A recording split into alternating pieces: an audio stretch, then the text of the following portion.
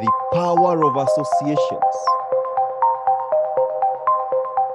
means that association can connect, collaborate, and ultimately change Africa. Make Africa a better place. And that's where we will be challenged. That's where we shall push each other to challenge the status quo. Do we align with our purpose, the reasons for why we exist in our respective associations? Do we respect our mission and our vision, our governance structures? Are we properly financed? You find an association in every single sector of the society, whether it's social, whether it's economic, whether it's governance. So it is a very, very big component, even when you look at the mines industry. As a continent, I think we have to celebrate that we have the Agenda 2063. It has clearly defined that we want an inclusive African continent that is able to not only compete locally, but also able to compete globally, and one that is going to be constructed on the knowledge of the Africans. But how do you make them inclusive? How do you speak about the same person as if it's only one person, not two? And the power of association is in that. The more we talk about, the more we realize that we have great ambitions. The more we realize that we hold one another accountable, the more we realize that we can deliver differently. We tend to think that the governments are not listening or they are not supportive, but we were able to get the platform where we could express ourselves. And I remember that at some point we were also exonerated to pay taxes, which was incredible. And lastly, because our organization is very diverse, we have other partners in Burundi, in Uganda, in Kenya, in all across Africa. In Africa, we have 33 member organizations. So we had to organize ourselves to connect. What we all need to understand is how much support does you, as an association executive, get from your board. If you don't get support from the board, you can have all the beautiful ideas. You can have all the wonderful learnings that you participate in these events. But if your board does not buy into what you present to them, then there's a big challenge on actually whether you can succeed. How do we solve this problem? Because if we don't solve it now, we may not be around when this is over, or we not be around a couple years out as we came through this. So I think all of this, to me, as I look at some of the organizations we represent, created opportunities for dialogue and discussion about things that we should have been talking about before, but weren't.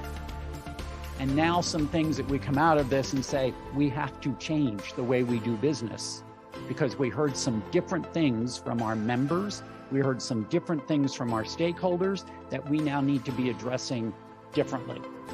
Because as they said, if we keep doing the same old thing, we're going to get the same old results. So I think the big challenge that we've been talking about is this idea of, for so many of us, we keep existing in the same structures that we have.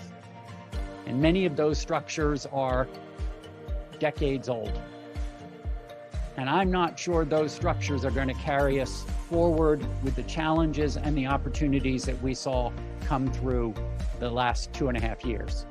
What we did with our event in 2021 is we actually joined with 2 other industry associations, and one of the associations was AfSAE, as well as SACI, the Southern African Association for the Conference Industry. And that actually assisted us in, we got help with our program because both associations were also part of our program committee, and also to get more attendees, although it was a hybrid event for both virtual and in person.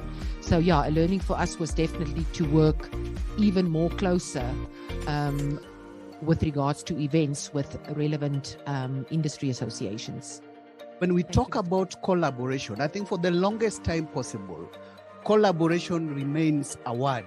In this continent, we rarely become practical around these conversations that we are having. So, Prof. and Nicanor, I think one of the things that we need to do as associations in this room is how does a philanthropy network like the one that I serve connect with one on climate change, one on health and infrastructure? You know, that connectivity, I feel that we've got to approach development from that angle. Everywhere now. Maybe another angle also, how do you get on the negotiating table? Again, investment in a human capital. We always say that our people is the greatest asset we have in Africa, but we haven't been able to leverage and exploit that comparative and competitive advantage. Every one of us sitting here has direct access to over 100 entrepreneurs, 100 executives, and a lot more people that in the value first chain. thing that we have to focus on is to really reach and touch the interests of the members. And this is setting standards for their respective field or professions. They are also often considered the very objective source of information. I'm expecting to be engaged, to be involved in the event so that I can fully participate. Yeah, thank you.